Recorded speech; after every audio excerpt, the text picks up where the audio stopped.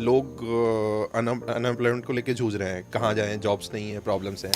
और अधिकतर इस देश में बेरोजगार इंजीनियर्स ही हैं। जैसे फ्रेशर्स की बात करते हो तो फ्रेशर्स में भी एक्सपेक्टेशन मिसमैच बहुत होता है। ऐसा नहीं है कि हमारी या आपकी या यंग जनरेशन में अच्छे लोग नहीं हैं। तो वो I can do it sir, I can tell you I can do it sir. मैंने बोला ठीक है भाई, कैसे? मैंने बोला तुम लगभग 30 साल के हो चुके हो, तुमने आज तक अंग्रेजी नहीं सीखी। बने रहो पगले, काम करेंगे अगले टाइप्स वाली सिचुएशन।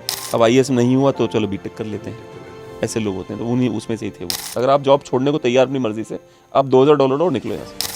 जैसे मेरा सबसे अच्छा एक्सपीरियंस जो मैं बोलूँगा, एक स्टार्टअप के साथ मैंने 2012 में काम ज्वाइन किया। एक्सपेक्टेशंस आप बहुत हायर लेवल पे रखोगे and when it comes to the reality, कहीं ना कहीं आपकी एक्सपेक्टेशन मिसमैच हो जाएगी।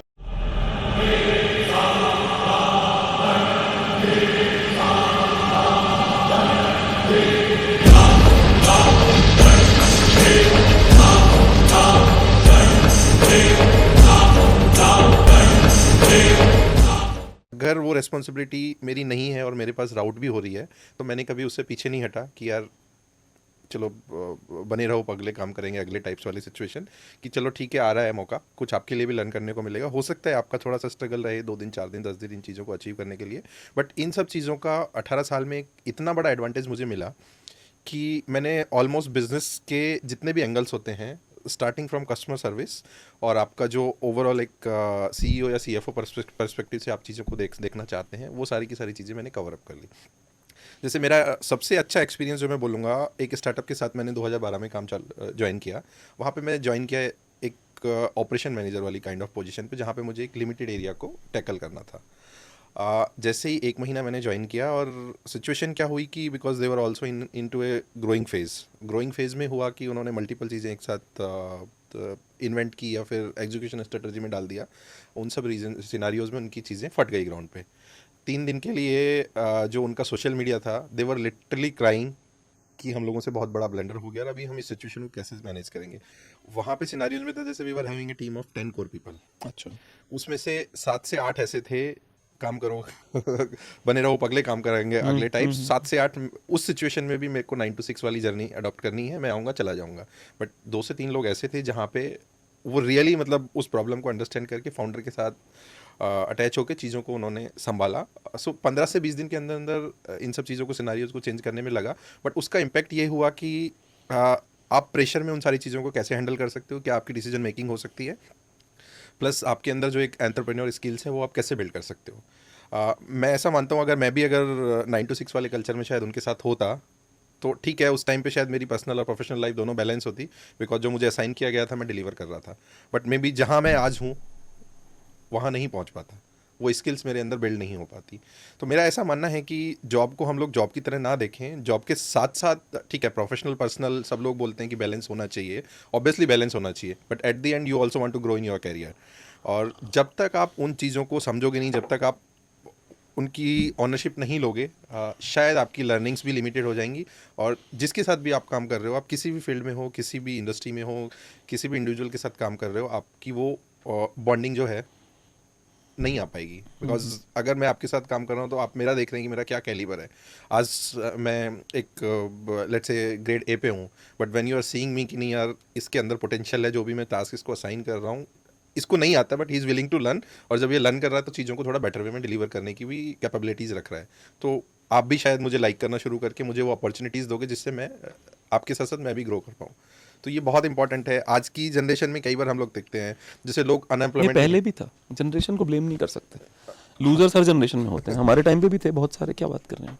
वन साइड अपन बहुत सारी चीज़ें देखते हैं कि लोग अनएम्प्लॉयमेंट को लेके जूझ रहे हैं, कहाँ जाएं, जॉब्स नहीं है, प्रॉब्लम्स हैं।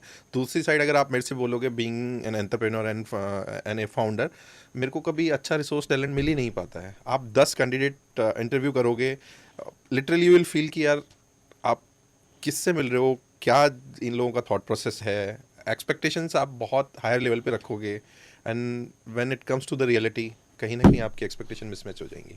आपको उसके पीछे कॉलेजेस नहीं रखते जिम्मेदार, क्योंकि कॉलेज में जब वो जाता है बच्चा, उसको रियलिटी का चेक नहीं दिया जाता। उसको बताया जाता है कि तू तो गूगल में जाएगा, कि गूगल में देख वहाँ पे तो ऐसे होता है और ओरेकल में ऐसे होता है। और अधिकतर इस देश में बेरोजगार इंजीनियर्स ही हैं। आपके यहाँ में इंजीनियर्स बहुत आते होंगे इंटरव्यू के लिए, हमारे यहाँ बहुत इंजीनियर्स आते हैं। अधिकतर बेरोजगार इंजीनियर है, और इंजीनियर जो वो मेहनत जो करता है उसकी मेहनत होती है, sorry to use the term, चपरासी वाली, है ना, with all due respect to चपरासी, बहुत अच्छा काम करते हैं वो, और उसकी एक्सपेक्टेशन होती है डीएम वाली आपसे, ठीक है ना। तो अब कैसे उसको डीएम बना दिया जाए अगर वो रियल में चपरासी के औकात वाला आदमी है तो, क्योंकि कॉलेज में ही उसको सिखाया जाता है। अभी हमारे देश में एक गलगोटिया यूनिवर्सिटी बहुत फेमस हो गई है अचानक से बैठे बिठाए। उस यूनिवर्सिटी के फेमस होने के पीछे मुझे बड़ा अजीब लगा कि एआई समिट करवा रहा है भारत देश, भारत देश को चला रहा है प्रधानमंत्री, एआई समिट को चला रहा है आईटी मिनिस्टर, ठीक है, आप समझ रहे हो, आईटी मिनिस्टर चला रहा है। उसके बाद एआई समिट के अंदर गलगोटिया ने जो रोबोट दिखाया वही रोबोट विप्रो ने भी दिखाया कि हमने बनाया है। गलगोटिया ने भी कहा हमने बनाया, विप्रो ने भी कहा हमने बनाया है, ठीक है। सारा ब्लेम गलगोटिया यूनिवर्सिटी पर डाल दिया गया, सारा मीडिया पीछे, ऐसा लगा जैसे कहीं से इंस्ट्रक्शन आया कि अब पूरा का निपटा दो पूरा इनको, गलगोटिया ठीक को है, ही निपटा दो इनको। अच्छा, विप्रो ने भी वही यूज़ किया, है ना। अच्छा, गलगोटिया पे गया तो गलगोटिया उस टीचर को जिम्मेदार ठहरा दिया कि तू, तेरी वजह से हो रहा है ये सब कुछ, ठीक है। तो अगर लीडर अकाउंटेबिलिटी लेता ही नहीं है,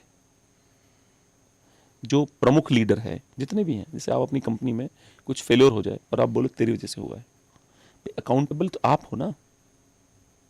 लीडर तो लीडरशिप तो यही कहती है ना, टेक अकाउंटेबिलिटी, कि मेरी वजह से हुआ, मैं फिक्स करूंगा, ठीक है। गलगोटिया यूनिवर्सिटी ने एक रोबोट बनाया था, प्लेन टाइप का एक ड्रोन बनाया था, उसमें ऐसे थर्माकोल का वो था, उसमें आगे एक पंखा लगा था, देखा नहीं देखा आपने, यस यस वो जो ड्रोन वाला था, वो ड्रोन भारत देश को, एआई को सच्चा रिप्रेजेंटेशन वही करता है। यहीं पर हैं हम, ये सच्चा रिप्रेजेंटेशन है हमारा, भारत के इंजीनियर्स का सच्चा रिप्रेजेंटेशन वो ड्रोन करता है जो गलगोटिया ने बनाया है। दिखाना वो ड्रोन जरा तो। हाँ, ये मजाक उड़ा रहा है ये गधा, ये जो भी है ये, मुझे तो लगता है किसी चैनल का है ये, या कोई गलगोटिया का ऑपोजिशन वाला है कोई, ये क्योंकि ओवर मजाक उड़ा रहा था ये गंवार। तो मेरा सवाल वही है कि जो नए स्टूडेंट, जो बच्चे आपको आपके यहाँ पे ज्वाइन करना चाहते हैं, वो उनसे आपकी उम्मीदें क्या होती है कि वो इंटरव्यू में किस तरह से जवाब दें प्रश्नों के, जब आप इंटरव्यू लेते हैं उनका तो। सी इससे पहले मैं थोड़ा सा जो आपने शिक्षा का स्तर बताया उस पर थोड़ा सा अपने इनपुट्स देना चाहूँगा। जैसे मैं खुद एक गवर्नमेंट स्कूल से पास आउट हूँ और एक छोटे से गांव से हूँ जहाँ पे मतलब उस टाइम पे हमारे गांव की शायद पॉपुलेशन जो होगी 5-6 हज़ार के आसपास होगी। अभी ठीक है 15-20 साल बाद 25 साल बाद अलग है। तो पहले जो एक एजुकेशन स्टैंडर्ड था और जिस जिस फेज से आप निकलते थे वहाँ पे आपको काफ़ी कुछ प्रैक्टिकलिटीज़ आ जाती थी। बट अभी जिस तरह से हम लोग फेस करते हैं या जो एजुकेशन स्टैंडर्ड है वो बच्चे के माइंडसेट में, जैसा अभी आपने बोला कि यार गूगल का तो ये वाला कल्चर होता है, ठीक है, विप्रो का ये वाला कल्चर होता है, उसमें किसी तीसरी कंपनीज की आप बात करोगे जो अच्छे ब्रांड्स में आएगा उसका तो ये कल्चर होता है। तो उनका माइंडसेट ये है कि मैं कहाँ हूँ फ़र्क नहीं पड़ता, मेरे को वहाँ पहुँचने के लिए क्या करना है वो मैं करूँगा ही नहीं, ठीक है, बट मेरी एक्सपेक्टेशन में उस एंगल से देखूँगा। सो जब आप जैसे फ्रेशर्स की बात करते हो तो फ्रेशर्स में भी एक्सपेक्टेशन मिसमैच बहुत होता है।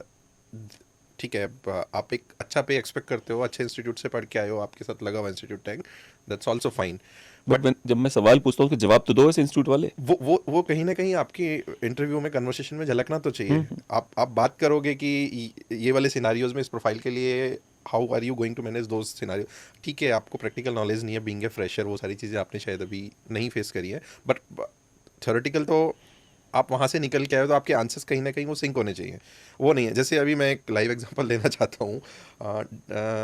15 days back, I was taking an interview of a person whom I was supposed to hire for e-commerce manager. ठीक है, यूजिंग चैट जीपीटी, ये वो आपको उसका सीवी देख के लगेगा कि यार थोड़ा सा सॉलिड होगा शायद इसका बैकग्राउंड वगैरह। आप when you call him for interview and then you start asking questions and all about, I asked simple question। उसने अपने सीवी में डाला हुआ था कि मैं महीने का 20 लाख का एड रन करता हूँ for all the market places etcetera. And जैसे ही उसको ड्रिल डाउन करने के लिए, अच्छा तुम क्या करते हो, मैं फ्लिपकार्ट पे 5 लाख करता हूँ। अब आप फ्लिपकार्ट पे 5 लाख करके आपकी एकॉज क्या है, आपका आरओएस क्या आ रहा है, टोटल ऑर्गेनिक ट्रैफिक कितना है आपका, आप फाइनल ओवरऑल नंबर्स क्या कर रहे हो, जब ये सारी चीज़ें आप सिंक करोगे तो then he is completely blank कि वो नंबर्स वो कैसे सिंक कराए। और अगर किया होता तो एक एक बात का जवाब देता। अगर किया होता तो वो उसको समझ में आता मेरा एवरेज ऑर्डर वैल्यू ये है, मेरा कन्वर्जन परसेंटेज इतना है। तो कहीं ना कहीं यही है कि ऐसा नहीं है कि हमारी या आपकी या यंग जनरेशन में अच्छे लोग नहीं हैं, बट कहीं ना कहीं एक मेजर चंक जो आता है ना वो थोड़ा सा उस अप्रोच में है कि ठीक है मेरे को ये सारी चीज़ें मिल जाएं बट उसके लिए शायद मेरे को उस लेवल के एफर्ट ना डालने पड़े। आपको ये भी जैसे जैसे मैंने कई लोगों से मैं पूछता हूँ कि भाई बहुत अलग अलग सवाल पूछता हूँ। जैसे एक सवाल मैं पूछता हूँ कि आप प्रॉब्लम सॉल्वर हैं, तो इंटरव्यू में तो कोई नहीं बोलेगा कि मैं नहीं हूँ, everyone is a problem solver. तो मैंने उनके लिए कुछ प्रश्न जैसे आपने जैसे ही बोला ना e commerce manager, I put my self in that situation. मुझे ई कॉमर्स का जीरो आता है, पर मुझे ये पता है कि मैं आपके साथ बैठूंगा इंटरव्यू, आप मुझे हायर कर लोगे। मुझे आप इसलिए हायर करोगे क्योंकि मैं आपको जो बताऊंगा कि देखो भाई साहब मुझे कुछ नहीं आता, पर मैं मेरा प्रॉब्लम सॉल्विंग का अप्रोच ये है, ये है, ये है। अगर आप मुझे लगाओगे तो मैं काम करके दिखा दूंगा आपको, विद इन अ मंथ मैं सीख भी जाऊंगा और आपको समझा दूंगा कैसे करना है मुझे। तो मुझे ऐसा लगता है कि वो अप्रोच वाला भी नहीं मिलता कोई, एक्सपीरियंस हो गया तेल लेने। जैसे मैंने इंटरव्यू में कुछ सवाल पूछता हूँ लोगों से कि भारत देश में टोटल कितने कंप्यूटर होंगे। अब ये सवाल बहुत ही वेग है, इसको मुझे आपका एग्जैक्ट नंबर नहीं चाहिए, मैं चाहता हूँ आप सोचते कैसे हो। तो इतने मैं 10,000 इंटरव्यू ले चुका हूँ, इस सवाल के जवाब मुझे 1-2 लोग मिले होंगे जो सही जा रहे होंगे। इसका जवाब बहुत सिंपल सा है कि 1 अरब 40 करोड़ लोग हैं, उसमें से परिवार देखेंगे, एक परिवार में 4 लोग होते हैं, तो टोटल 25 करोड़ परिवार आ गए, 30 करोड़ परिवार आ गए। बहुत सारे गरीब परिवार हैं तो उनके पास होने से, पर कॉर्पोरेट बहुत सारे, उनके पास बहुत सारे कंप्यूटर होंगे। ये अप्रोच है। I don't want you to give me the real number, I want to see your approach कि आपका तरीका क्या है, आपका सोचने का नजरिया क्या है। हाँ, कि मतलब अगर बाहर वो जो जो सीवर का ढक्कन है वो गोल क्यों है, वो चौकोर क्यों नहीं है, भाई आप उसका जवाब दो मुझे, वो चौकोर क्यों नहीं है, आपको पता होना चाहिए गोल क्यों है। तो प्रॉब्लम अप्रोच की होती है। अप्रोच अगर ठीक नहीं, जैसे what are your hobbies, I read books, how many books have you read, no I am planning to read books. Seriously तुम्हारी हॉबी है, what do you want to do in your life, I want to open a franchise. अच्छा, किसका franchise, McDonald's का। मैंने बोला अच्छा अच्छा, आपको पता है मैकडोनल्ड्स के फ्रेंचाइज लेते हो तो कितने पैसे देने पड़ते हैं मैकडोनल्ड्स को। नहीं सर वो तो नहीं पता है। कितने साल के हो, सर मैं 23 साल का हूँ। कितने साल से इंस्टाग्राम फेसबुक पे जाते हो, सर 17 साल से जा रहा हूँ। तो तुम 6 साल से इंस्टाग्राम फेसबुक पे जाते हो, तुमने एक बार सर्च नहीं करी जो तुम्हारा ड्रीम है, उसके बारे में तुमने, तुम्हारा ड्रीम, तुम खुद बोल रहे हो मेरा ये ड्रीम है, तुमने एक बार गूगल नहीं किया कि मैकडोनल्ड की फ्रेंचाइजी कॉस्ट क्या होती है, या how to open McDonald franchise. मतलब तुम कितने गधे हो, आप सोच के देखो। अब इंटरव्यू में ऐसे ही चेक कर लोगों को आपकी, भाई तू रियल में क्या है, दिख जाता है, 2 मिनट लगते हैं, पर उस पर उसकी जिद कि नहीं सर। जैसे मेरे पास इंटरव्यू में एक आए थे, बिहार के थे, नथिंग टू डू विद वो बिहार से, तो इस बात से वो फर्क नहीं पड़ता मुझे, हम भी उधर के ही हैं। तो कॉल सेंटर का इंटरव्यू ले रहा था, उनको इंग्लिश आती नहीं थी, ठीक है। तो I want to do this, I want to do that कर रहे थे वो। मैंने उनसे कहा कि भाई मैंने उनसे बहुत साफ क्योंकि मैं इंटरव्यू में बहुत साफ बोलता, मैंने बोला कि भाई आपको अंग्रेजी नहीं आती है तो आप रहने दीजिए, आप हिंदी वाला देखिए कहीं पर और अंग्रेजी सीखिए, दोबारा आइए। तो उनका जवाब था, काफ़ी उम्र दराज हो गए थे वो, I can do it sir. मैंने बोला कि how will you do it. 30 साल के थे, उन्होंने बीटेक अभी ख़त्म किया था, क्योंकि बिहार में ऐसे बड़े लोग मिलेंगे आपको जो 10वीं में पास कर लेते हैं, फिर दोबारा 10वीं एग्जाम देते हैं, क्योंकि उनको अपनी उम्र कम करनी होती है, क्योंकि आईएएस दे रहे होते हैं वो। अब आईएएस नहीं हुआ तो चलो बीटेक कर लेते हैं, ऐसे लोग होते हैं। तो उन्हीं उसमें से ही थे वो। तो वो I can do it sir, I can tell you I can do it sir. मैंने बोला ठीक है भाई कैसे। मैंने बोला तुम लगभग 30 साल के हो चुके हो, तुमने आज तक अंग्रेजी नहीं सीखी। जब तुम 10वीं में थे तभी तुमसे लोगों ने कहा होगा कि छोटकू अंग्रेजी बड़ी जरूरी है, कहा था नहीं, कहा हाँ जी जरूरी। मैंने कहा क्यों नहीं सीखा तुमने फिर, अचानक से ऐसा कौन सा तीर मारने वाले हो कि मेरे यहाँ ज्वाइन करते तुम अंग्रेजी सीख जाओगे फटाक से। मतलब ऐसा, और इंटरव्यू में जीतना क्यों चाहते हो, बहुत जरूरी होता है जीतना कुछ लोगों के लिए, मतलब झूठ बोलेंगे कुछ भी बोल के इंटरव्यू में जीतना चाहते हैं। मतलब मैं आज क्या था वो राहत इंदौरी का शेर कि हर जंग में जीत आने के लिए काफी हूं, मैं निहत्था ही जमाने के लिए काफी हूं। ठीक है ना, तो ये वही वाला हाल है। मतलब मैं जीतना आपसे होता होगा इंटरव्यू देते टाइम कि मतलब आपसे झूठ ही झूठ बोले जा रहे हो आप, रिजिड हो जाएंगे। नहीं नहीं, हाँ, ये हो सकता है, क्या? मैंने ऐसे किया है, क्यों कैसे rigid कैसे हो? किया है, हाँ, वो नहीं बता पाएंगे। नहीं मैंने ऐसे किया, ये ऐसे होता है। क्यों रिजिड होते हैं लोग इंटरव्यू में, what the fuck is wrong with them. अभी एक्चुअली 2 मंथ्स बैक एक ये दिल्ली में एक यूनिवर्सिटी है, मोतीलाल नेहरू यूनिवर्सिटी, तो उनके यहाँ पे कुछ स्टार्टअप कुंभ टाइप कुछ हुआ था, जहाँ पे उन्होंने 2nd year 3rd year students को कुछ प्रोजेक्ट्स पे काम करने के लिए डेक वगैरह बनाने के लिए बोला था। So I was part of that panel जहाँ पे जजेस थे। सो वहाँ पे जैसे कुछ कुछ टीम्स ऐसे निकल के आ रही थी कि हम लोगों को ये वाले प्रोजेक्ट पे काम करना चाहिए, और इसमें ये सिनारी हो जाए। अच्छा, आपका रेवेन्यू जनरेशन मॉडल क्या होगा, इस पे तो अभी हमने सोचा नहीं। इस पे टोटल खर्चा कहाँ से आएगा, कितना खर्चा आएगा, वो तो अभी देखना पड़ेगा। आपको पैसा कौन देगा, आप किस किस को पोटेंशियल इन्वेस्टर्स को रीच कर सकते हो। ये सारी चीजें, मतलब आप बेसिक्स को क्लैरिफाई नहीं कर रहे हो, बट आप बातें सीधा जो है टॉप लेवल ही कर रहे हो कि हम ये कर लेंगे। हम एग्रीकल्चर में ये वाला एक प्रोजेक्ट है, हम ऐसे करके किसानों के पास ऐप के थ्रू ये इन्फॉर्मेशन फ्लो करेंगे और ये हो जाएगा। अच्छा, वहां तक पहुंचने के लिए आप कैसे आओगे? वो तो सर अभी वर्कआउट करना पड़ेगा अपने को। मुझे वो याद आता है, एक मनोरमा नाम की पत्रिका है, कोई पत्रिका थी, मनोरमा हो चाहे, मुझे याद नहीं है मुझे वो। उसमें कैरेक्टर होती थी किट्टू, एक नारी होती थी किट्टू नाम की। ओके। तो लिखा होता था किट्टू सब जानती है, ऐसे अच्छा। किट्टू के लिए लिखा होता था किट्टू सब जानती है। तो तो जो किट्टू होती है वो बोलती है कि लॉटरी खरीद ली मैंने, नहीं नहीं लॉटरी सोच रही लॉटरी खरीद लूं। किट्टू जो होती है वो कहती हैं कि 10 करोड़ की लॉटरी है, सोच रही हूँ लॉटरी ले लूं। अपने फ्रेंड को फ़ोन करती हैं, तो बोलती हैं हाँ ले लेना। अच्छा लॉटरी लग जाएगी तो पता है क्या करूँगी, एक बढ़िया सी मर्सिडीज़ लूँगी, फिर एक घर होगा, फिर उस घर के अंदर से लॉन बनवाऊंगी। पता है मैं स्विमिंग पूल का कलर कौन सा रखूंगी, सब ब्लू रखते हैं, मुझे ब्लू नहीं, मुझे तो ऑरेंज चाहिए। पता है छत के ऊपर मैं क्या लगवाऊंगी। तो उसकी फ्रेंड बोलती लॉटरी तो ले ले, छोड़ ना लॉटरी, सोचने में बड़ा मजा आ रहा है मेरे को। तो ये है वो प्रोजेक्ट कि रिजल्ट जो आएगा उसकी खुशी पहले सेलिब्रेट कर लेनी है, पहले ही सेलिब्रेट कर लेंगे। वो जो झक मारनी है उसके बारे में चर्चा नहीं करनी है कि वो कहाँ से होगा नहीं पता, लेकिन रिजल्ट जो आएगा उस पहले उसको खुशी सर किसानों के पास पहुंच जाएगा, फिर किसान इस देश का बहुत आगे बढ़ेगा। ये ये नॉनसेंस देख के मुझे भारत के बहुत बड़े लीडर याद आते हैं कि रिजल्ट देखो बाकी सब छोड़ो। तो चलिए ठीक है, तो आप चाहते हैं कि जितने भी लोग इंटरव्यू दें वो सच्चे हों, बस क्या बोलते हो, हायर होंगे रिजेक्ट होंगे पर सच्चे जरूर हो, कम से कम आप रिस्पेक्ट जरूर करोगे उनकी। आप रिस्पेक्ट भी करोगे और रिस्पेक्ट करने के साथ साथ आपको लगेगा कि यार ही इज़ वेरी ट्रू, इसने सच्चाई के साथ इसको ये आता है ये नहीं आता है, बट अगर उसके अंदर वो विलिंगनेस है तो देयर आर चांसेस कि आप उसको कंसिडर करके वो अपॉर्चुनिटी दोगे। वेर मैं इंटरव्यू में बड़ी बड़ी बातें करूंगा, एट द एंड तो मैं ज्वाइन कर भी लूंगा, तो मुझे तो डिलीवर तो करना पड़ेगा ना। कितने दिन मैं चीज़ों को सस्टेन कर पाऊंगा, महीना, 15 दिन, 20 दिन, उसके बाद वो एक्सपोज होनी है, तो उसके रिजल्ट्स बहुत ज़्यादा खराब होंगे। वेर इन की मैं रियलिटी बताऊं कि सर मैं इस फील्ड से हूँ, ये चीज़ें मुझे क्लियर है, ये चीज़ें मुझे क्लियर नहीं है। सो आई पर्सनली एडवाइज कि ऑनेस्ट होना बहुत ज़रूरी है इंटरव्यू टाइम। मुझे ऐसा लगता है कि दो लोगों का मैं, जैसे टाइम मशीन बन जाए तो समय में वापस जाके दो लोगों का मर्डर करना चाहूँगा। एक जो लूजर इसने कहा था you fake it till you make it, पहले मैं उसको जान से मारना चाहूँगा। और एक और बंदा था जिसने कहा था कि इट डजेंट मैटर, इंटरव्यू में जो है कॉन्फिडेंट रहो हमेशा, कोई फर्क नहीं पड़ता, मतलब एकदम इंटरव्यू के अंदर धज्जियां उड़ा दो। दो लोगों का जिन्होंने ऐसे विचार लोगों के मन में डाले, क्योंकि मुझे जो इंटरव्यू देने, जैसे कल मेरे पास एक लड़का आया था इंटरव्यू के लिए, एचआर इंटर्न के लिए आया था। वो अच्छी अंग्रेजी नहीं थी, अच्छी हिंदी नहीं थी, ईमानदारी पूरी थी कि सर मैंने यहाँ पे ऐसे किया था वैसे किया था। तो मैंने उसको पूछा कि आप जो आपको ये आपका कॉलेज बहुत अच्छा है और आपकी रियल औकात ऐसी वाली है, ऐसा क्यों है। तो उसने कहा सर मुझे रिजर्वेशन के थ्रू मैं गया था तो मुझे आसानी से जॉब मिल गई, उसमें कॉलेज में चला गया था, एडमिशन हो गया था। तो मुझे उसकी ईमानदारी इतनी, चलो नहीं तो you are the person who should be given a chance. Internship में जो हमारे स्लैब्स है उसमें सबसे टॉप का स्लैब दिया मैंने उसको, ईमानदारी की वजह, उसकी ईमानदारी जो थी वो देख के। तो लोगों की ये समझ में आती नहीं बातें कि भैया इंटरव्यू के अंदर आपकी हीरोगिरी नहीं देखी जाती, आपकी ईमानदारी देखी जाती है। अगर आपने जेन्युइनली कुछ उखाड़ा है लाइफ में, उसको अगर आप हीरोगिरी के साथ प्रेजेंट करो तब भी आप हायर हो जाओगे। ट्रू। पहला शर्त है कुछ करने की लाइफ, अगर कुछ किया है तो जरूर आप हायर हो जाओगे।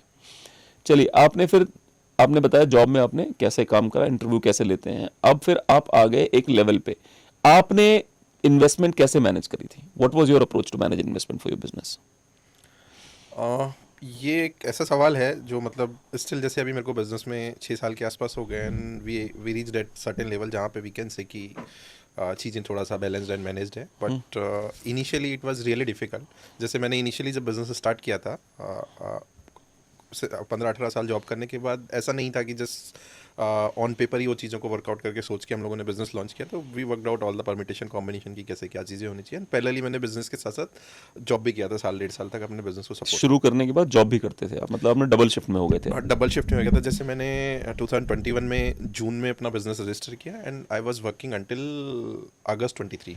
अच्छा। हाँ, 2.5 साल 2 साल का एक जो टेन्योर था वहाँ पे मैं डबल शिफ्ट में था।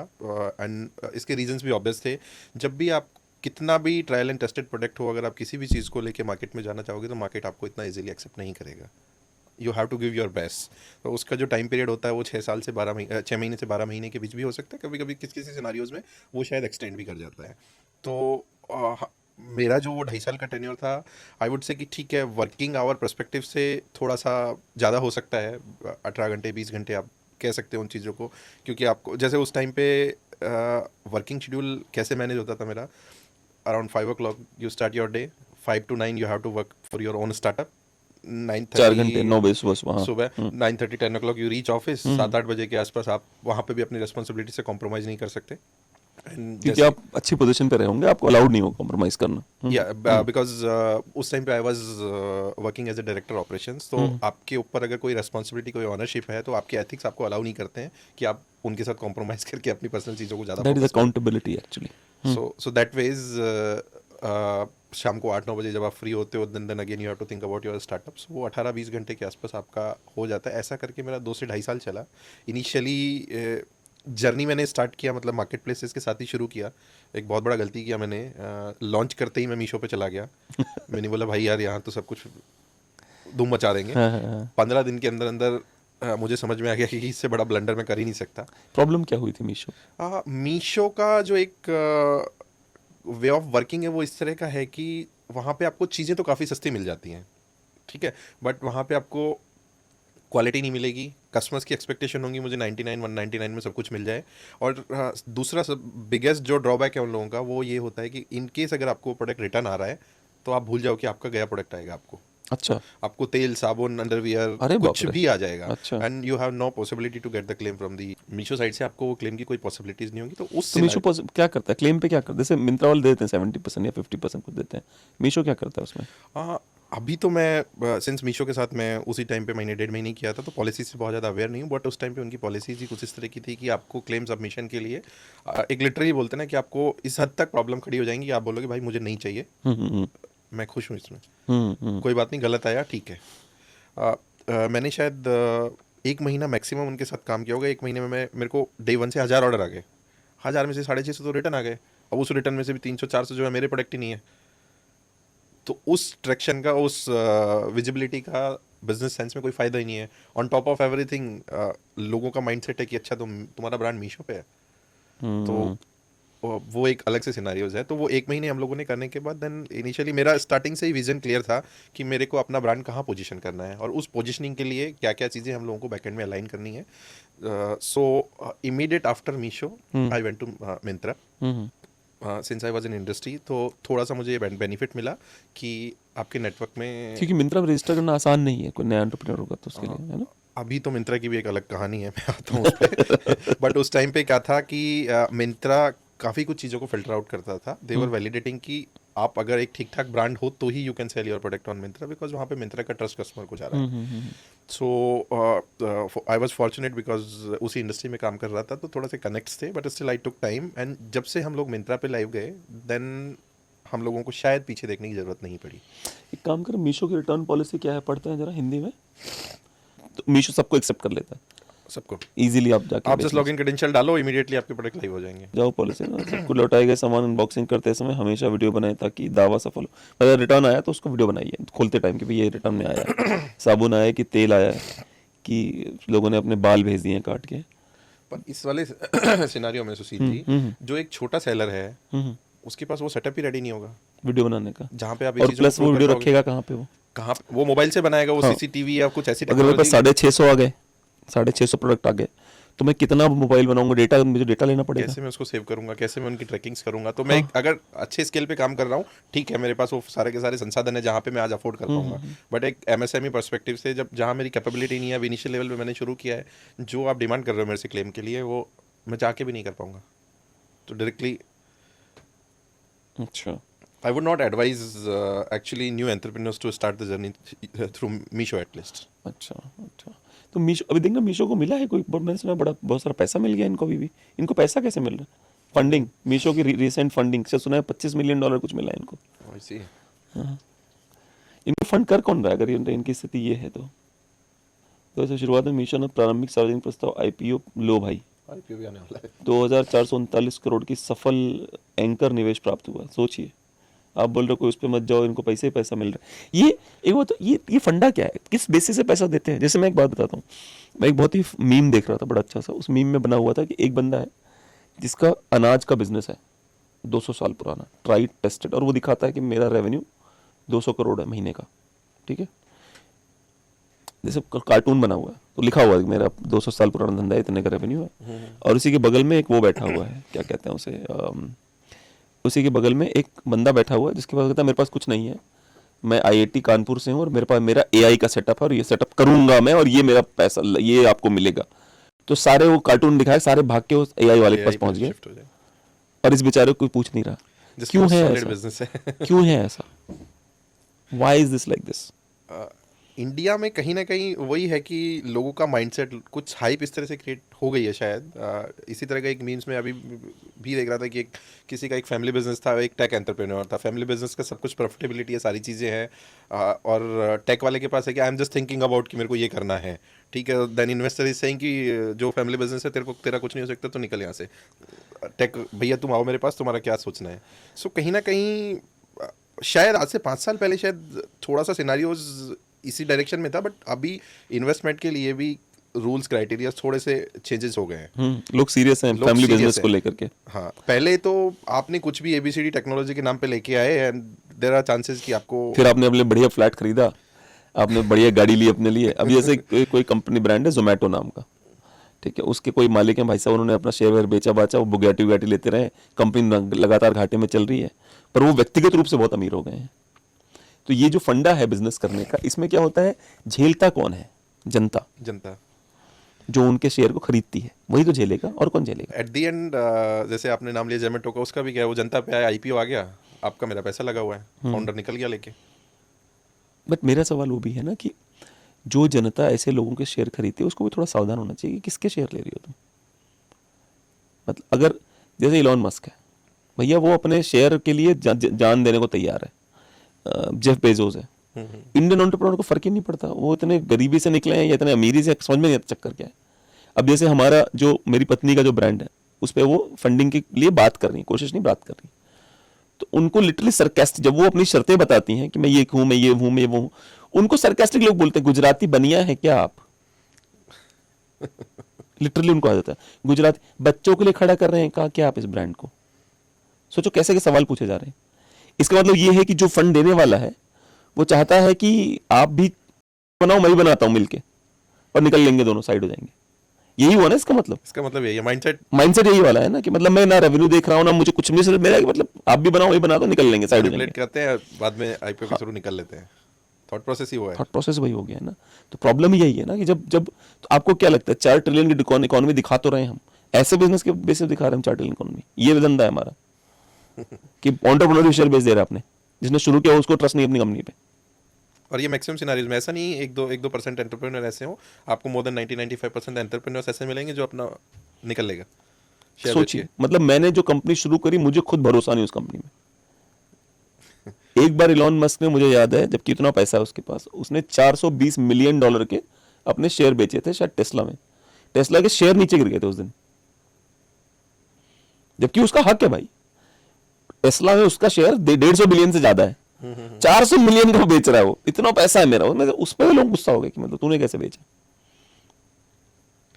हमारे यहाँ पे कहीं ना कहीं जो लोगों का जो सोचने का नज़रिया है, वो अगेन वो शिक्षा क्षेत्र में ही आ जाता है। हाँ। तो जब तक हम लोग उन सब बेटरमेंट्स की तरफ फोकस नहीं करते हैं, गवर्नमेंट की तरफ से कुछ ऐसे इनिशिएटिव्स नहीं आते हैं, तो होगा क्या, आप और हम भी कुछ टाइम बाद शायद यही हमें अच्छा सोचेंगे ना लगे यहाँ पे। हम, नहीं, पर हम ये भी सोच सकते हैं कि भाई सभी बना रहे हैं, हम भी बनाते हैं, हम क्यों झक मार रहे हैं फालतू में, हम भी निकलते हैं यही से भाई। If this is a process of getting a lot of money and success, हम भी कर लेंगे। हम भी कर लेते हैं, एक अच्छा फ्लैट लेंगे, अच्छी कार लेंगे। भाई हम क्यों गरीबी में घूम रहे हैं फालतू में, हर कोई ऐश कर रहा है, हम भी करेंगे ऐश।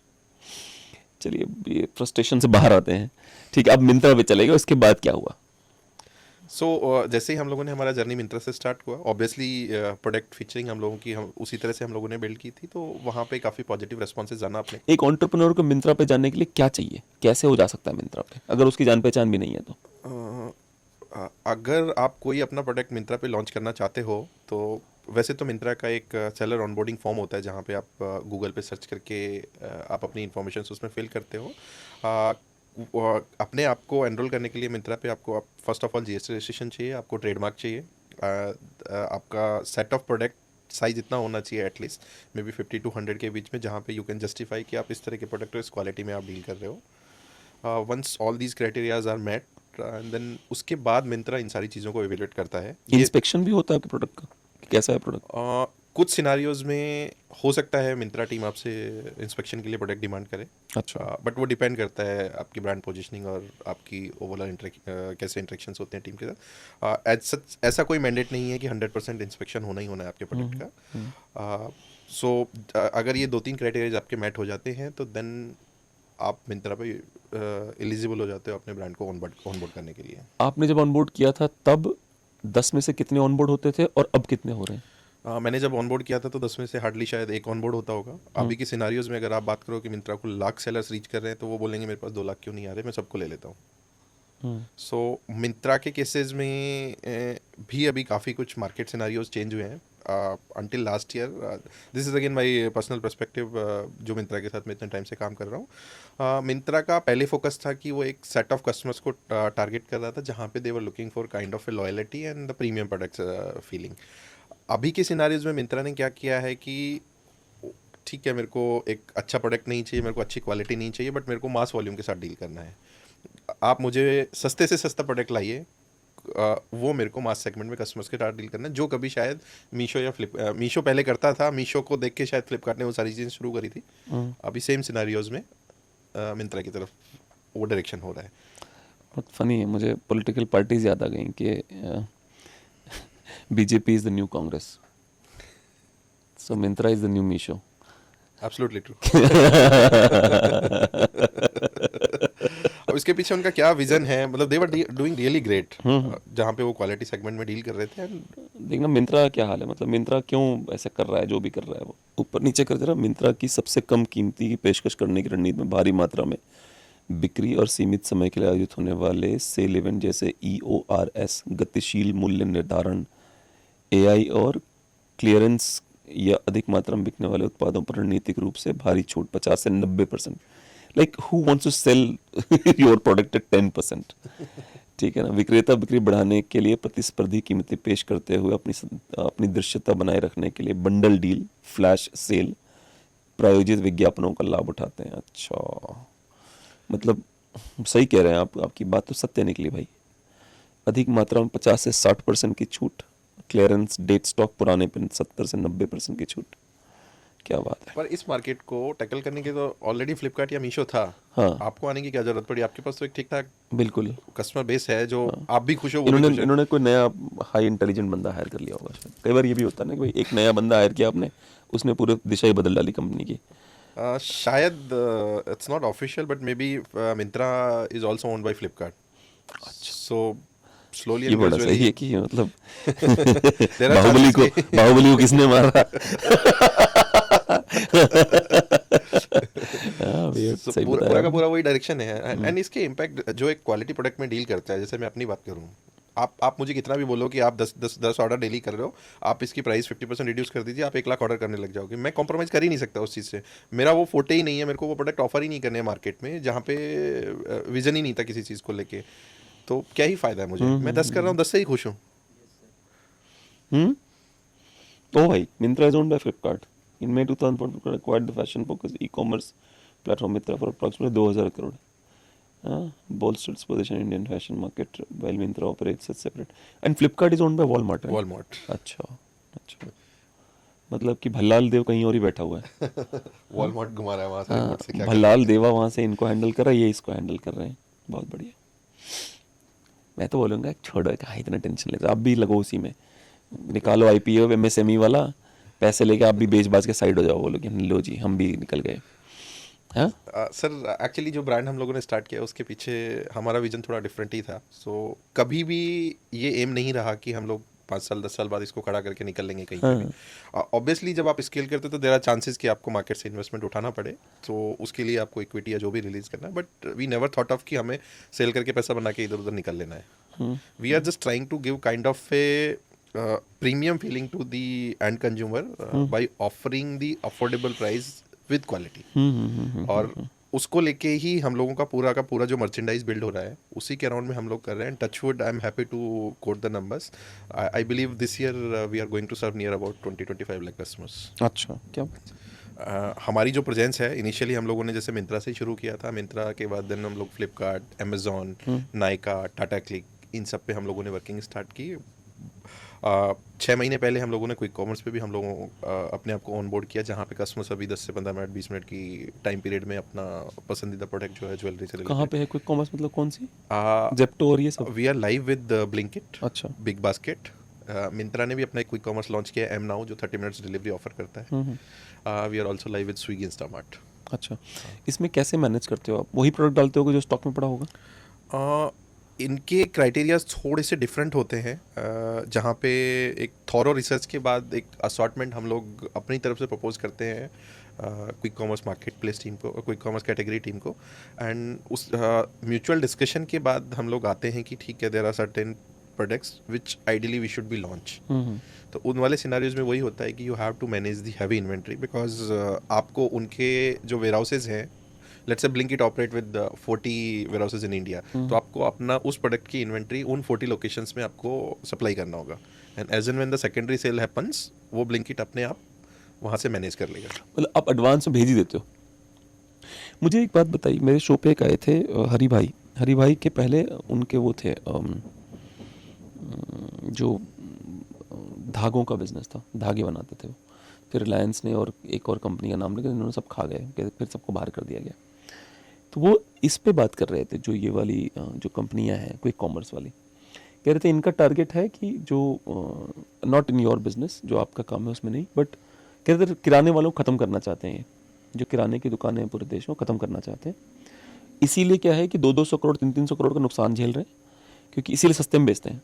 अब किराने की दुकानें बंद होती जा रही हैं, तो कुछ दिनों में बंद हो जाएंगी वो, तो आप फिर वो अपने नॉर्मल प्राइस पे आ जाएंगे, जो रिलायंस की स्ट्रेटजी। हाँ, पहले वो सस्ते में बेचेंगे, किराने की दुकानें बंद हो जाएंगी। जब किराने की दुकानें बंद हो जाएंगी, फिर आपके पास कहाँ ऑप्शन बचेगा?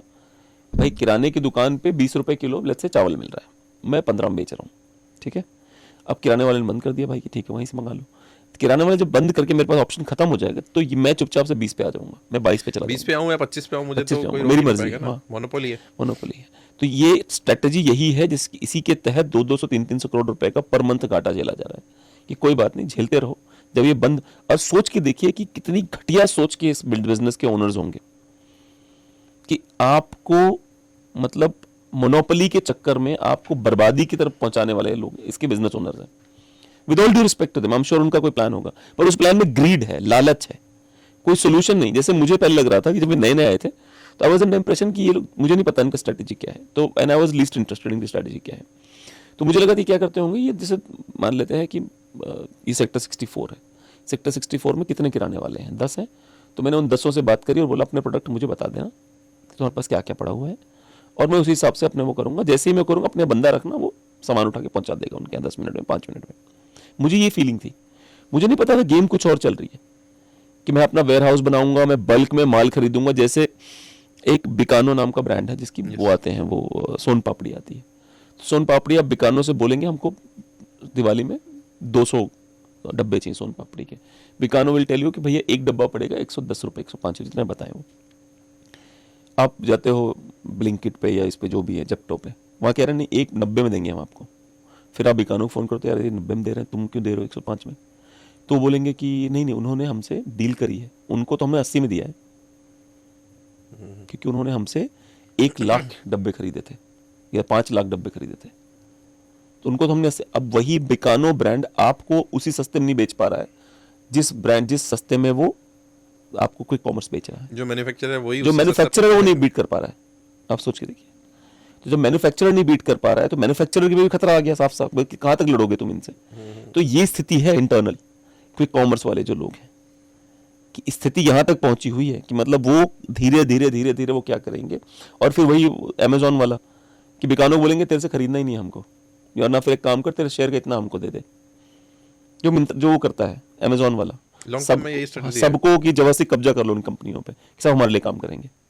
भाई अगर मैं 80 रुपए में ही बेच पा रहा हूँ, मेरे को दिख रहा है, फिर बाद मेरे यहाँ को खरीद ही नहीं रहा, सब वहीं खरीद रहे हैं, तो वो कब्जा करेगा ना तुम्हारे ऊपर कि भाई हम हमें दे दो। मेरा तो पूरा बिजनेस शेयर ही वहां से आ रहा है ना, ऑफलाइन मैंने खत्म कर दिया क्योंकि मैं वो प्राइस दे नहीं पा रहा हूँ किसी को। तो क्या होगा, या तो मेरे को मेरी कंडीशंस पे आ जाओ, नहीं तो ठीक है। अमेजोन ने यही किया, सबके साथ किया अमेजोन ने, सबको धीरे धीरे खत्म कर दिया उसने। अमेजोन के चक्कर में और वॉलमार्ट के चक्कर में अमेरिका जैसे बड़े देश में कम से कम 4 से 5 करोड़ लोग बेरोजगार हुए थे जब ये लोग नए नए छाए थे। अच्छा। क्योंकि उनकी अपनी शॉप्स थी, छोटी छोटी मार्केट सब बंद हो गई, उनके यहाँ कोई जाता ही नहीं था। इंडिया में 4 साल से यही हो रहा है। आने वाले 1-2 साल में जो छोटे मोटे किराना स्टोर्स बचे हुए हैं, अभी मैं खुद मंगाता रहता हूँ। मैं जो उठ के जाता था कि भैया किराना, अच्छा एक और ही प्रॉब्लम है, किराना स्टोर में आप जाते हो तो आप लॉजिकल हो जाते हो, सडनली हीरो बन जाते हो आप। जेप्टो में लॉजिकल कम होते हो। वो हमारा डीएनए है ना। एक्चुअली हम लोग किराना पे जाएंगे, नहीं है 15 रुपए किलो, नहीं है 14 रुपए किलो होना चाहिए। हाँ, तो मुझे समझ में नहीं आता कि मतलब इस तरह के बिजनेसेस को, और वही वाली बात है ना कि मतलब मैं एक वीडियो में बोल रहा था, मुझे बहुत गालियां पड़ी थी कि कुछ गुजराती ऐसे हैं जो विकास को आपके पिछवाड़े में घुसेड़ रहे हैं, आपका मन हो ना हो, पर आपको विकसित तो करके मानेंगे वो। आपको पसंद आए चाहे विकास चलेंगे, आपको जरूर विकसित जरूर करेंगे आपको। चाहे आप कुछ भी कर लो, आपको विकास दिए बिना वो मान ही नहीं रहे। अब मिंत्रा का बताइए, इतना बड़ा वो है कि फ्लिपकार्ट बन रहा, तो फ्लिपकार्ट क्यों रखा फिर? और फ्लिपकार्ट भाई, अगर मेरे पास 2014 तुम ओन करते हो, है ना, जब अच्छे दिन शुरू हुए थे हमारे देश के, 2014 तुम उसको ओन कर रहे हो, तो 2014 से ओन कर रहे हो, तो फिर उसको तब तुमने उसको, जैसे इट्स लाइक जैसे मैं और आप ही बिजनेसमैन अगर है, मेरे पास एक ऑलरेडी ब्रांड है, सस्ता बेचता हूँ मैंने एक शुरू किया प्रीमियम ब्रांड, तो मैं उसमें क्यों घुसेड़ूंगा इस सस्ते वालों को? मतलब कैसे? और आप सेलर्स का क्या, आप लोगों से पूछा जाता है आपका क्या मन है, आप लोग क्या चाहते हो? नहीं, एक्चुअली में वो फ्लेक्सिबिलिटी आपको मिलती नहीं है। कभी नहीं मिली वो। कभी नहीं मिलेगी वो फ्लेक्सिबिलिटी अच्छा। आपको। और seller stand point of view से ये सारी जो डिसीजन मेकिंग्स होती हैं, हाँ अगर मेरे को प्रीमियम बेचना है और प्रीमियम तुम बेचना ही नहीं चाह रहे हो, हाँ हाँ तुम्हारी प्राइस मैं मीट नहीं कर पाऊंगा, मेरी हाँ डिपेंडेंसी आपके ऊपर है, हाँ। तो मेरे लिए तो तो कहाँ कहाँ जाएंगे ऐसे लोग? स्ट्रगल बढ़ जाता है। सो इन्हीं सब चीज़ों के लिए बेसिकली मेरा एडवाइस क्या है, और जो हम लोगों ने भी अप्लाई किया है, बिकॉज मार्केट प्लेस चाहे अमेजोन हो, चाहे फ्लिपकार्ट हो, चाहे मिंत्रा हो, सम और दी अदर डे इनकी जो रियलिटीज़ है वो सामने आती हैं। कभी भी आपको अपग्रेड, कभी भी आपको डाउनग्रेड कर सकते हैं। सो अगर आपके प्रोडक्ट में दम है, उस तरह की चीज़ें आपने डेवलप की हुई हैं, तो you should focus supplying your product using your own brand website. जैसे हमारे केसेस में क्या है, मैं 6 साल से बिजनेस में एग्जिस्ट कर रहा हूँ, ठीक है। इनिशियली आप जब आते हो तो आपके पास बहुत सारे स्ट्रगल्स होते हैं, आपकी प्रायोरिटीज होती हैं कि आप सस्टेन कर पाओ। जब आप नए हो, आपका कंसेप्ट नया है, ग्राउंड पे इतने ज़्यादा नंबर्स नहीं है, तो देर आर चांसेस कि आपको मार्केट में लोग फंडिंग पर्सपेक्टिव से इतना ज़्यादा एंटरटेन नहीं करेंगे। तो पहले आपको उन सब चीज़ों को प्रूव करने के लिए कुछ नंबर्स लाने होंगे। और अगर डे वन से अगर हम लोग वेबसाइट पे फोकस कर लें, तो वो नंबर शायद उस स्केल पे हम लोग नहीं ला पाएंगे, बिकॉज आपको बहुत ज़्यादा बर्न करना पड़ जाएगा। तो शॉर्ट टर्म गेम इज़ कि आप मार्केट प्लेस पे जाके थोड़ा सा सस्टेनेबिलिटी ला के ब्रांड विजिबिलिटी क्रिएट कर सकते हो। बट अगर आपको मार्केट में अच्छी सर्विस देनी है, अच्छे प्रोडक्ट्स ऑफर करने हैं, तो ब्रांड वेबसाइट इज़ समथिंग, वही एक आपके पास ऑप्शन है जहाँ पे आप अपने कस्टमर्स को सुन सकते हो, आपके कस्टमर्स आपको सुन सकते हैं। आपको क्या मार्केट में ऑफर्स देने हैं, वो डायरेक्ट आपके कस्टमर के पास जा सकते हैं। मार्केट प्लेस के थ्रू अगर मेरे को ऑफर देना भी है मेरे ब्रांड को, तो वो ऑफर उसको वो मिलेगा ही नहीं, वहाँ पे मार्केट प्लेस की कंडीशन होंगी। मेरे केसेस में है, मेरे को वेबसाइट से 20% एडिशनली एनिवर्सरी सेल है, या मेरा होली सेल है, या मेरे कस्टमर्स को मुझे जो भी एक गुडविल गेस्चर के लिए प्लान करना है, मैं डायरेक्टली अप्रोच करके वेबसाइट के थ्रू वो सारी चीज़ें डिलीवर कर सकता हूँ।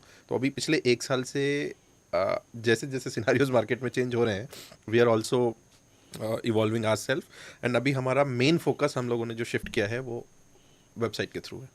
तो मुझे बताइए, जैसे वेबसाइट के थ्रू ये ट्रस्ट का फैक्टर कैसे, जैसे मान लेते मैं मिंत्रा पे गया, मैंने जैज एंड सिजल का कोई ज्वेलरी ऑर्डर किया, तो कितने ऐसे लोग होते हैं जो मिंत्रा से जो सोचते हैं यार जैज एंड सिजल ब्रांड तो लगा के देते हैं आप लोग, अपना टैग भी लगा के देते हो आप, तो चलो जैज एंड सिजल देखते हैं। कितने लोग ऐसे रखते हैं जो लोग आते होंगे आपकी वेबसाइट पे?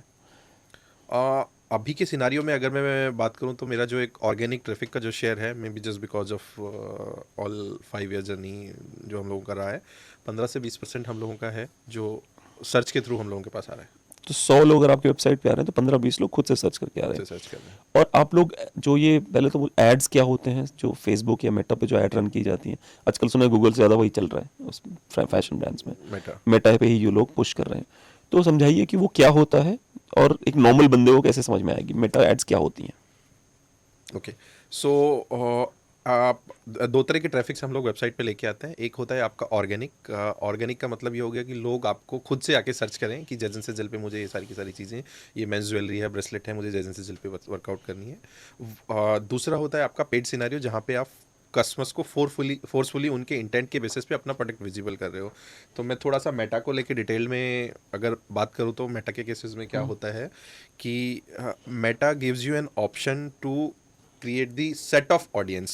वो ऑडियंस सेट किस तरह का क्या होता है कि मेरे पास वो फंक्शनलिटी है, मुझे किस सिटी में ये ऐड दिखाना है, मुझे किस एज के लिए ये वाला ऐड दिखाना है, उस कस्टमर का जो बिहेवियर है वो गूगल पे इंस्टाग्राम पे और फेसबुक पे आके वो किस तरह की चीज़ों को ज़्यादा स्क्रॉल करता है, कहाँ कितना टाइम स्पेंड कर रहा है, वो सारी चीज़ें मुझे पता चलती है। तो उसके बेसिस पे मैं उसका बाइंग बिहेवियर देखता हूँ। फॉर एन एग्जांपल, आप इंस्टाग्राम पे जाते हो, आप बहुत ज़्यादा कपड़ों के वीडियोस लाइक करते हो, तो आपकी जो एक प्रेफरेंस है कपड़ों को लेके हमेशा ओपन है। तो अगर अपैरल्स का कोई ब्रांड होगा जहाँ पे सेट ऑफ ऑडियंस अगर वो दिल्ली एनसीआर में टारगेट करना चाहेगा, तो शायद वो ऐड आपके लिए ठीक ठाक प्लेसमेंट होगा। तो इस तरह से मेटा तो जैसे मेटा पे मुझे रजिस्टर करना है, मैं कैसे जाऊंगा मेटा पे? How will I go on Meta? आप जैसे फेसबुक का लॉगिन, सबसे पहले अगर आपको मेटा के अंदर अगर अपने एड्स वगैरह ड्राइव करने, तो नॉर्मली आपका एक फेसबुक का आईडी होना चाहिए, तो जहाँ पे होगा, Gmail सकता होगा, I'm sure, हाँ। फेसबुक के थ्रू आप वहाँ पे चले गए। एंड सिंपली जैसे ही आप फेसबुक पे जाते हो, Facebook also give you an option to create the to register your self as a ad account for your businesses. जब आप उसको रजिस्टर करने जाते हो, तो वहाँ पे आपको वही 2-3 इन्फॉर्मेशन होती हैं जो वैलिडेट करता है। आपके पास एक रजिस्टर्ड जीएसटी सर्टिफिकेट होना चाहिए, आप अपनी ओनरशिप प्रूव कर रहे हो कि इस ब्रांड को लेके आप ही एक ऑनर हो, में भी प्राइवेट लिमिटेड केसेस में आपका सीओआई चला गया, पैन कार्ड चला गया और जीएसटी सर्टिफिकेट चला गया। इन सारे सिनारियोज में आप जैसे ही मेटा को अपनी आइडेंटिटी प्रूव कर पाते हो, Meta takes 2 to 3 days time just to approve that account. कि जैसे ही उनका एक वैलिडेशन प्रोसेस क्लियर हो गया, you will get the notification and you can, आप अपने लेवल पे वो सारे के सारे कैंपेन्स क्रिएट करके चीज़ों को ड्राइव करना शुरू कर सकते हो। कब होता है ऐसा कि जैसे आपने कर लिया, आप ऐड चला रहे हो, पर मेटा को आपका ऐड पसंद नहीं आया या बंद हो गया ऐड? ऐसा भी होता है कि मेटा ने बंद कर दिया आपका ऐड? बहुत सारे सिनारियोज में होता है। अगेन जैसे मार्केट प्लेस है वैसे ही मेटा है, मेटा की भी पूरी मोनोपोली है। अच्छा, हाँ, किस प्रोडक्ट का क्या बिड होगा वो मेटा खुद डिसाइड करता है। बिड मतलब क्या होगा? बेसिकली जब भी आप अपना ऐड ऑफर करते हो, तो वहाँ पे एक ऑनलाइन बिडिंग्स होती है कि मेरे को मेरा ज्वेलरी में ईयरिंग्स ऑफर करना है। तो मेटा डिसाइड करता है कि आपकी ईयरिंग्स दिखाने का आज की डेट में जो प्राइसिंग है, lowest possible price is let's say 3 rupees पर क्लिक। अब इस सिनारियो में क्या होता है कि 3 रुपये तो मिनिमम आपको लगाना ही लगाना है। जो सबसे ज़्यादा बिड लगाएगा, वहाँ पे उसकी हायर पॉसिबिलिटीज़ होंगी कि वो वाला ऐड उस कस्टमर तक पहुँचेगा। सर बिड मतलब क्या? मान लेते हैं ज्वेलरी में 5 लोग हैं, ठीक है, आपने ईयर रिंग डाल दी, तो बाकी 4 लोग अगर वो मेटा को 5 रुपए दे रहे हैं, आप 3 रुपए दे रहे हो, तो 5 रुपए वाला ऊपर जाएगा। 5 रुपये वाला सबसे टॉप पे जाएगा। मेरा लोवेस्ट बिड इज 3 रुपीज़, हाँ। हाईएस्ट का तो कोई लिमिट ही नहीं होता। हाँ। बट एक दूसरे ब्रांड ने 5 रुपये का डाला हुआ है, तो मेरा प्रोडक्ट कभी मेटा को कस्टमर्स को विजिबल होगा ही नहीं, मुझे उस तरह का ट्रैक्शन ही नहीं और आएगा। 3 रुपए आपके जाते रहेंगे मेरे 3 रुपये उस सिनेरियो में जाएंगे जब वहाँ जब वो पे क्लिक हो। अच्छा, click हाँ, ये होगा। भी भाई, क्लिक नहीं हुआ तो कोई फायदा क्लिक नहीं हुआ तो कोई फायदा नहीं। नहीं। और लेकिन ये है कि उसका नुकसान ये है कि भले ही आप 3 रुपए लेके बैठे हो, पर भाई आपके आ ही नहीं रहा, क्लिक आपकी नहीं हो रहा। विजिबिलिटी नहीं है। आप दूसरा मेटा आपकी एड अकाउंट की पूरी जो हाइजीन और हेल्थ चेक है वो खुद ही रखता है। फॉर एन एग्जांपल, आप 1 लाख रुपए स्पेंड करना चाह रहे हो daily, until unless Meta is not satisfied, वो आपको डेली 1 लाख खर्चा करना ही नहीं देगा वहाँ पे। क्यों? पैसा तो चाहिए उनको भी।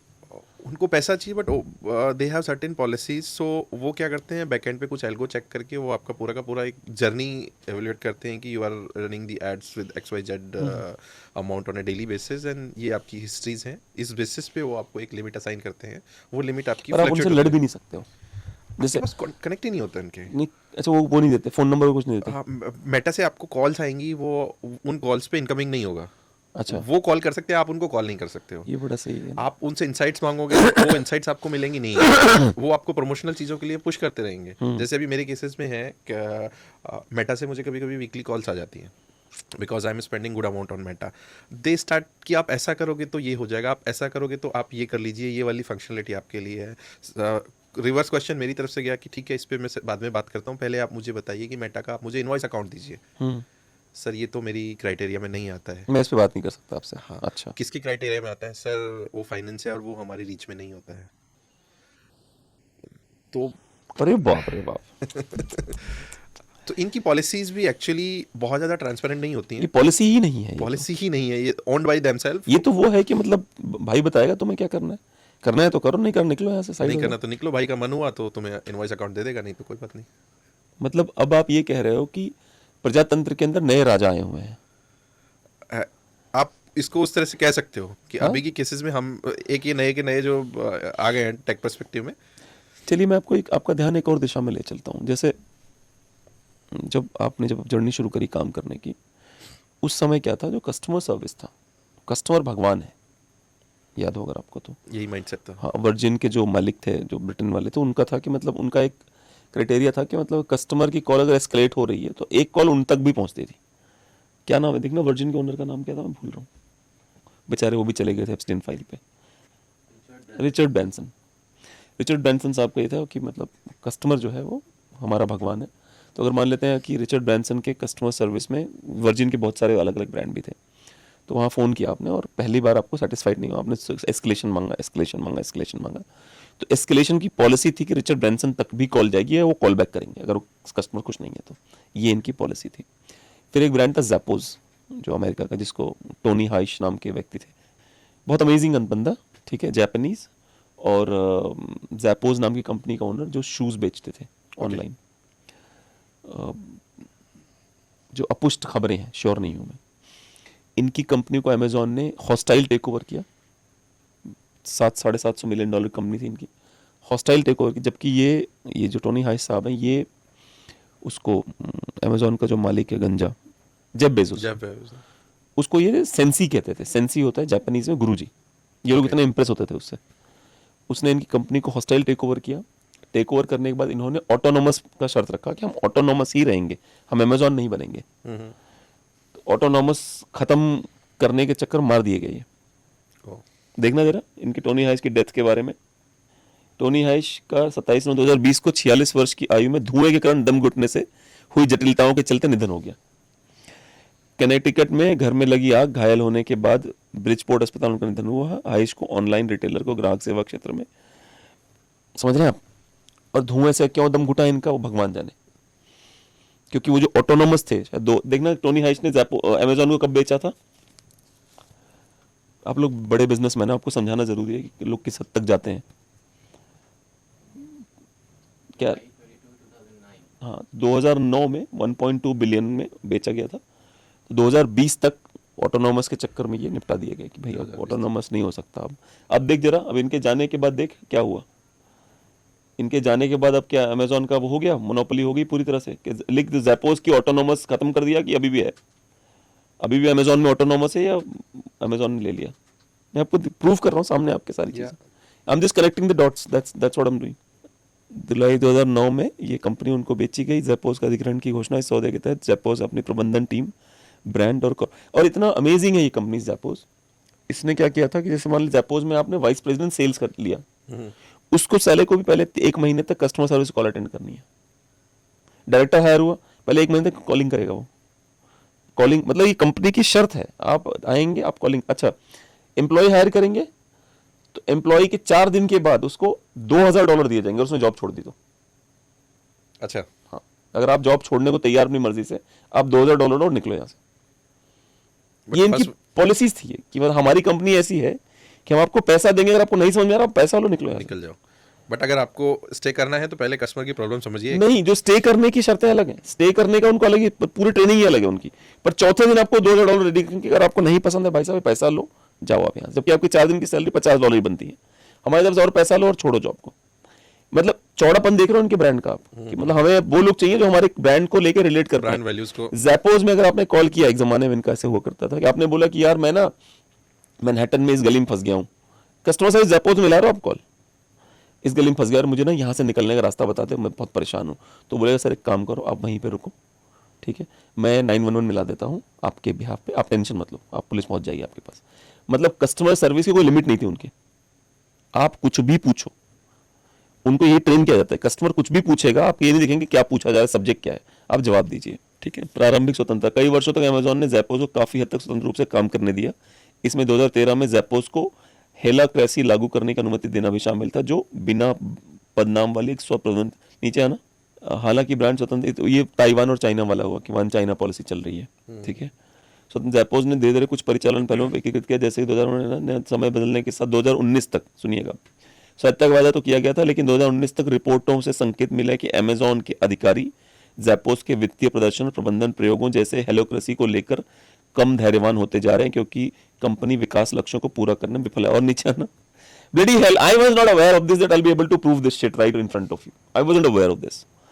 ठीक है, इतिहास है। लंबे समय तक सीईओ रहने के बाद टनी हाइश, जिन्होंने स्वतंत्र, मजेदार और अनोखी संस्कृत नेतृत्व के दौरान उनकी मृत्यु के कुछ समय पहले ही सेवानिवृत्त हुए थे, उनके निधन के बाद कंपनी के नेतृत्व में बदलाव हुआ और अमेजॉन के अधिकारियों ने अधिक जिम्मेदारी संभाल ली। देख लीजिए सर। प्लान्ड। आजकल अमेरिका के बिजनेसमैन बड़े बड़े, इंक्लूडिंग इलॉन मस्क, डिस्क्लोजर देते हैं, मैंने अपना हेल्थ चेकअप करवाया है, मैं डिप्रेशन में नहीं हूँ, मुझे किसी बात का कोई दुख नहीं, यदि मैं अपने घर में मरा हुआ मिलूं तो प्लीज पता करना किसने मुझे मारा, मैं सुसाइड नहीं करूंगा। वैसे ही जरा दिखाना तो। Like, I think they actually want to kill me. The reason I know is, well, they say so online. You know, there's like Reddit forums where they don't just want to kill me, they want to desecrate my corpse. You know, type of thing. You know, it's And not. what are they saying? Why? What is the primary? I mean, I think it's sort of just an antibody response. I mean, it's like they're like, well, he's a Nazi, you know, type of thing. Yeah. And I'm like, well, I'm not a Nazi, but if the legacy media is saying that I'm a Nazi, and that's all you read, then you're kind of in like, well, he's Hitler. We should assassinate Hitler, shouldn't we? Like, I mean, why did that guy try to kill Trump and almost succeeded? तो मैंने नहीं मारा अपने आप को, और ऐसा यही नहीं बोल रहा। मैकेफे देखा था आपने? मैकेफे, ये देखिए आप। People are asking what this cage of tinfoil and metal is all about that's around me. It's a Faraday cage. A Faraday cage is a cage which emits no... ये Faraday एक scientist थे, आपने सुना ही होगा बचपन में, फिर Faraday ने जो वो बनाए थे, कॉइल्स बनाए थे, तो ये, हाँ, माइकल फेराडे, तो ये फेराडे केज बनाया है इसने ताकि कोई सिग्नल आसपास ना आ सके। इतना सब करने के बावजूद में जेल मार दिया गया ये। into this trouble. Oh, in addition to the Faraday cage, we have an 8-channel scrambler, which you can see here, I hope, which prevents any signal from getting into this room or leaving this room, just in case the Faraday cage fails. Why am I doing this? Because I am an escaped slave, a slave to the system that escaped, and I have a loud voice. You think you're not slaves, but you are. The 9-to-5 existence of your current lives is structured by the American industrial corporate complex, complicit with our government. You need to free yourselves from this, not as me. You don't have to go out and risk yourself by speaking out loudly, but free yourselves. This is not what life is. This is not what life is. Life is a great mystery, a glorious, unbelievably mysterious, beautiful existence if you are free from those who control you, provide you with propaganda, lie to you, deceive you. Everyone is looking for this escaped slave. I will not be found, and I will continue to speak. Thank you for listening. सोचिए, John McAfee, मतलब McAfee जिसने बनाया, जो उसका honour था। Okay. हाँ, सोचिए। 75 years तो जॉन मैकेफे स्पेन जेल में फांसी लगाकर मृत पाया गया। घटना कर चोरी के आरोप में अमेरिका को उनके, मतलब टैक्स चोरी के आरोप है। सोचिए, अमेरिका में, स्पेन में ये सेफ फील करते थे अपने आप को, लेकिन अमेरिका ने बोला कि इसको वापस करो साले को, हमको, ठीक है। अमेरिका की जेल में आने के हाँ, बाद। स्पेनिश में अधिकारियों में पोस्टमार्टम रिपोर्ट में मृत्यु को आत्महत्या बताया।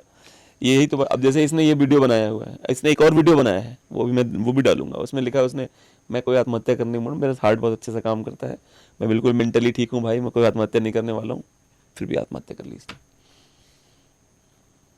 तो अजीत भारती को फॉलो करते हो ना? यस। अजीत भारती को भी ये स्टेटमेंट देनी चाहिए।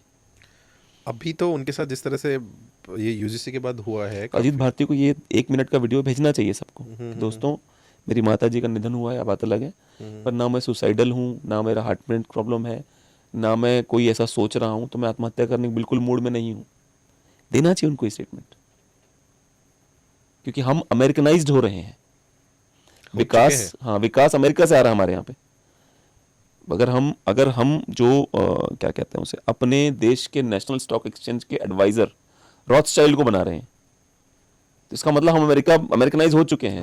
अमेरिकनाइज में इस तरह की हत्याएं भी आती हैं या आत्महत्याएं भी आती काफी हैं, कॉमन है। काफी कॉमन है। तो जो हत्याएं आत्महत्याएं जिस तरह की हैं, तो अजीत भारती जिस तरह से सत्ता की चूल्हे हिला रहा है, तो उसको ये तो बोलना पड़ेगा ना कि भाई मैं सुसाइडल बिल्कुल नहीं हूँ। डिस्क्लोजर तो देना चाहिए।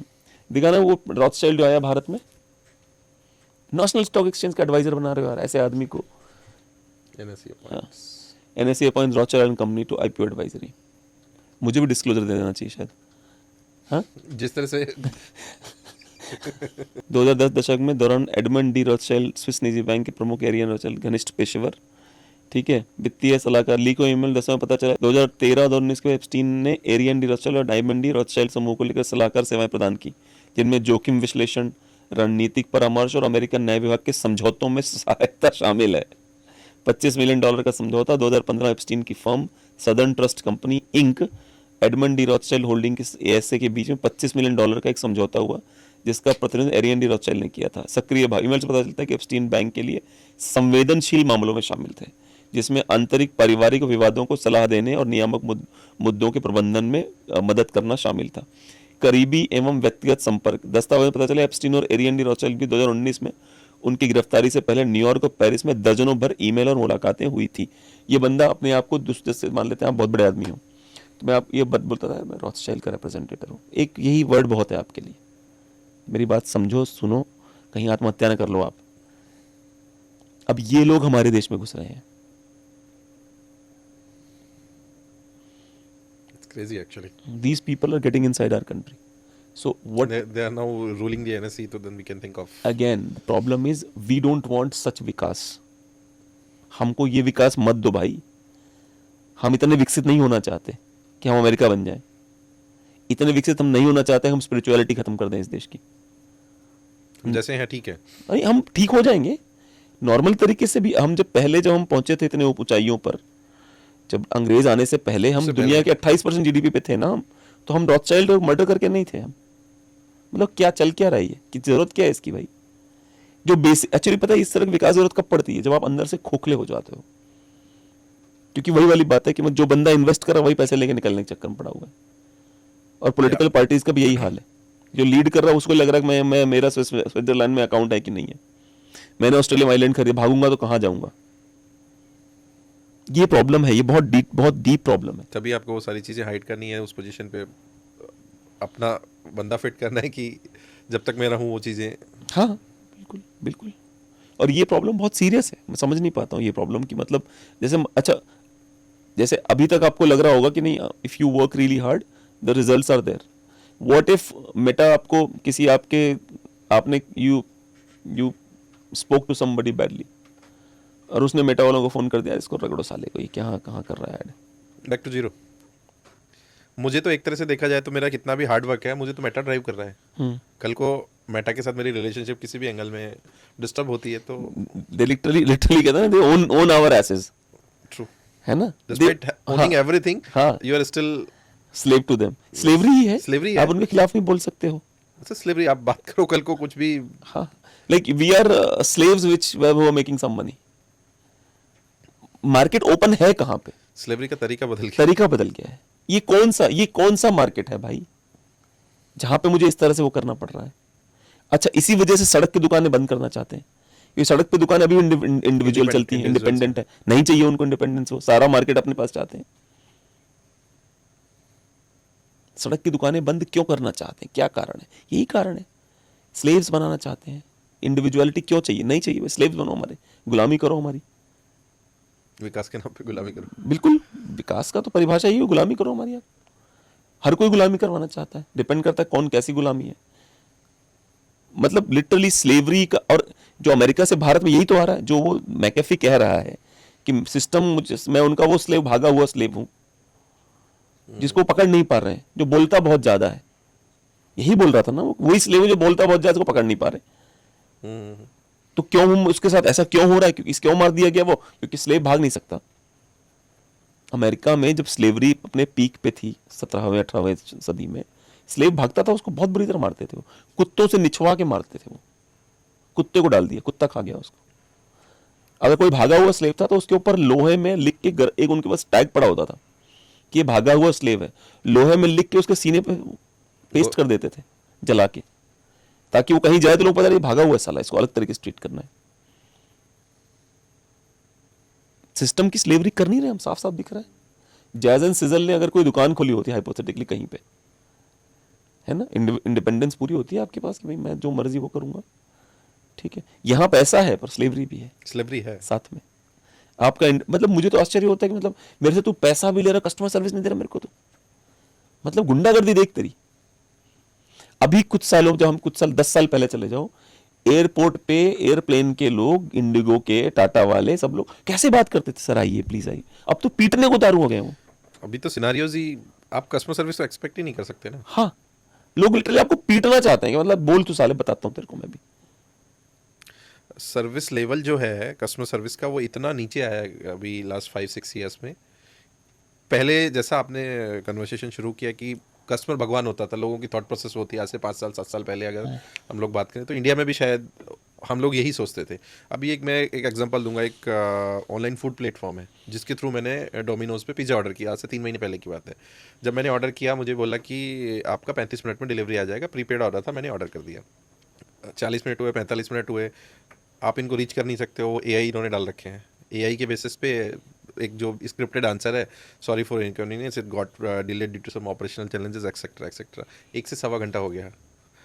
आप रीच करने की कोशिश कर रहे हो, आप ईमेल के थ्रू कर रहे हो, सारी इन्फॉर्मेशन आप प्रोवाइड करने के बाद भी आपको कोई रेजोल्यूशन नहीं मिला, सिर्फ ऑपरेशनल चैलेंजेस। आप डोमिनोज पे जाते हो अनफॉर्चुनेटली कि भाई मेरा कैश भी फंसा हुआ है, मेरे साथ ये भी फूड भी नहीं आ रहा है, साला करना क्या है। वहाँ पे जो होता है कि डोमिनोज का जो रिप्रेजेंटेटिव होता है, आपको कहाँ लिखा हुआ है कि मैं आपको ऑर्डर 35 मिनट में दूंगा? भाई वो फूड वाले ने अपनी ऐप पे दिखाया हुआ है, जाओ उससे बात करो। सेम, वो तो लॉजिकल है, वो भी तो लॉजिकल है बंदा। भाई आप क्या करोगे बताओ ना आप मुझे। आपने ऑर्डर जिससे करा उससे बात करोगे, वो तो कहेगा भाई मैं कहां से दूंगा आपको। मुझे ऐसा लगता है जो एम्पैथी शब्द है, बिजनेसमैन होना और एम्पैथेटिक होना, वो खत्म, एम्पैथी खत्म हो गई है। There is no empathy in you. अच्छा, बिजनेसमैन छोड़ो, एम्प्लॉई है बेचारा, वो एम्पैथी कहां से लाएगा? अपने जेब से देखे, एम्प्लॉय 30,000 सैलरी उसकी, आपका पिज्जा 700 रुपए का है, 800 रुपए का, कहाँ से देगा? मतलब एम्पैथी कहाँ से दिखाए? वो उसका बड़ा मन एम्पैथी दिखाने का, कहाँ से दिखाए बताओ? दिखा ही नहीं पाएगा बेचारा। अब वो भी स्लेव है, वो कहाँ जाए? वो भाई इंडिविजुअल तो है नहीं, वो तो बोल रहा भाई जो कह रहे हैं वो कर रहा हूँ। पुलिस वाले स्लेव हैं। पुलिस वाले जब भी किसी सच्चे आदमी गिरफ्तार करते पहले तो हाथ जोड़ते हैं, भाई साहब मैं अपनी ड्यूटी कर रहा हूँ। मैं तो कितने लोगों को जानता हूँ जो बता चुके कि पुलिस वाला आता है, हाथ जोड़ता है, बोलते भाई साहब मैं अपनी ड्यूटी कर रहा हूँ, मुझे पता आप सही हो। पर स्लेवरी देख रहे हो। तो आपकी जो आप कह रहे थे, आपकी वेबसाइट से जो आपके सेल्स हो रही हैं, that's doing okay as of now, okay कर रहे हैं आप लोग। तो अगर किसी को लेना हो, या जिस होली पे कुछ स्पेशल आ रहा है, ऐसा कुछ हो रहा है आपके यहाँ पे? अगर किसी को जैज एंड सिजल के product, specially into men's and women's artificial jewellery में अगर किसी को कोई प्रोडक्ट परचेज करना है, तो वो अपना गूगल करके www.jazandsizzle.com पे जाके अपने प्रोडक्ट सर्च कर सकते हैं। एंड अभी जैसा कि अभी होली आने वाला है, तो हमारा जो एक होली पे स्पेशल प्रमोशन जो प्लान हो रहा है हमारे कस्टमर्स के लिए, we are offering buy 2 get 2, अच्छा, buy 3 get 3। अच्छा। So that kind of additional discount हम हमारे कंज्यूमर्स के लिए during the Holi season offer कर रहे हैं। प्लस होली के लिए स्पेशली हम लोग एक यूनिक प्रोडक्ट हम लोगों ने होली के लिए लॉन्च किया हुआ है। जो उस यूनिक प्रोडक्ट का अगर आपको URL देखना है, तो हमारा इंस्टा पेज है Jazz and Sizzle, JAZZ, Jazz and Sizzle. You can go over there and you can just find the URL of that unique product which we are launching on the occasion of Holi.